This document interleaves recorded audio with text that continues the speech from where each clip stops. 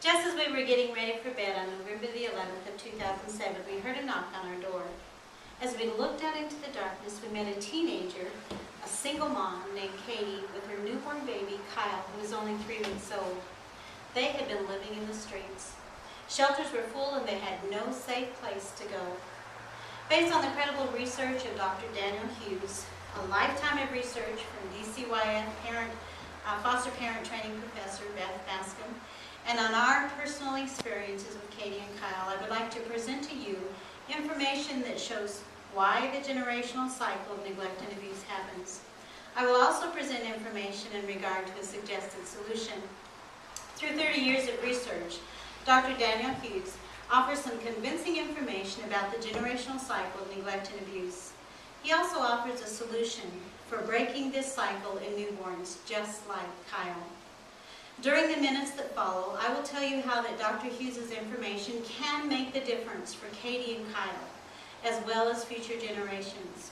First of all, by understanding why and how the generational cycle of neglect and abuse happens. Secondly, by showing the need for a safe, nurturing place for newborns in harm's way.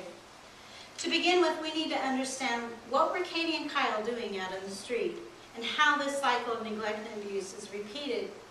Katie is a single teenage mom, and she represents a third generational cycle of neglect and abuse in her family.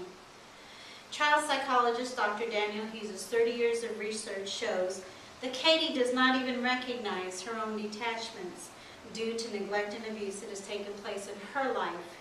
Katie was placed in foster care as a young child. Let me illustrate. If I were to ask you today to convince me that this piece of paper is not glue, what would be your approach? Imagine with me that since birth, I have worn these sunglasses. Everything I've ever seen has a blue tint to it. My reality is blue.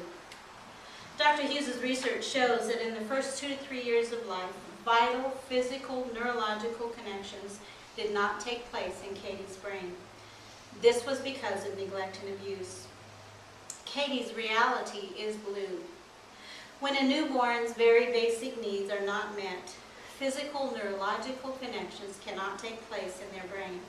I'm not talking about emotional abuse, I'm not talking about psychological abuse, I'm not even talking about physical abuse. What I'm speaking of is the neurological, physical connections that need to take place in the brain that Katie simply did not have. Katie's story does not know any social or economic boundaries. The troubled girls that we worked with in a group home came from all social and economic backgrounds. Many children from all walks of life simply are not cared for or not wanted at birth. Though they do survive, they're not whole. According to a study led by the University of Washington's Ward researcher Mark Courtney, Katie, as an aged-out foster child in harm's way, is only one of 30,000 kids every year in the United States. Courtney's article in the New York Times in April of this year states that 60% of these kids will be convicted of a crime. Children like Kyle, by the time they reach school age, are diagnosed with reactive attachment disorder. Research shows that most adults who were neglected and abused as children become parents who neglect and abuse their children. Kyle will repeat his mother's cycle if there isn't an intervention. So this 3-week-old baby Kyle needed opportunity to develop the first years of life in a safe, nurturing place that would be free from neglect and abuse. Dr. Hughes' research actually shows that Kyle has a good chance of breaking this cycle if the first couple of years of his early development can take place in a safe, nurturing, loving home that will be free from neglect and abuse. Kyle just needs a fighting chance. DCYF trainer, parent trainer and professor Beth Bascom recommends a co-parenting approach. This would be in a home where the newborn's care is given top priority. In this kind of setting, Kyle's care could be uninterrupted even though the young mom, Katie, continues to not even recognize his basic needs.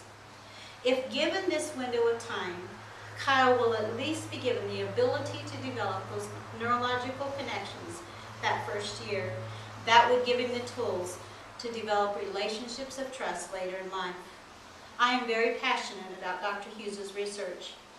We wanted to offer Kyle this window of opportunity in hope of a better future for him.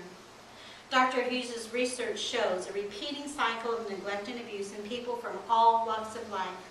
Based on 30 years of research, he offers a viable solution to breaking this cycle. He helps us understand why and how the cycle takes place. And then he offers 30 years of information to back his approach. If allowed, his solution can allow those early developmental connections to take place. So in November of 2007, we took Katie and Kyle into our home. She continued to not understand her own child's needs.